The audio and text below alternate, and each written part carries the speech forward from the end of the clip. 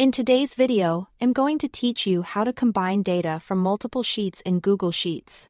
If you have information spread across several tabs and you want to bring it all together into one master sheet, this is a quick and useful method to know. It works especially well when each sheet follows the same layout, meaning the columns match from one tab to the next. That way, Google Sheets can stack the data neatly into a single combined list. To begin, go to your master sheet, which is the tab where you want all of the combined data to appear. Once you're there, click on Cell A2. This is important because the formula you're about to enter will expand across multiple columns and down as many rows as needed. Starting in A2 helps keep the output organized, especially if row 1 contains your headers. Now, in Cell A2, enter this formula, equals open curly bracket sheet 1 exclamation mark.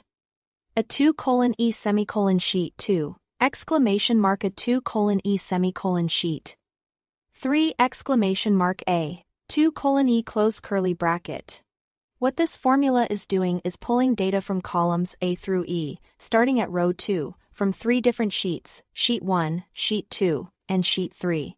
The semicolons tell Google Sheets to place the data from each sheet underneath the previous one, creating one continuous table. The curly brackets allow you to combine these ranges into a single output after entering the formula. Press Enter. Google Sheets will instantly combine the data from those 3 sheets and display it in your master sheet. If everything is set up correctly, you should now see all of the rows stacked together in one place. As a helpful tip, make sure the sheet names in your formula exactly match the tab names in your file. Also, the column structure should be consistent across all sheets.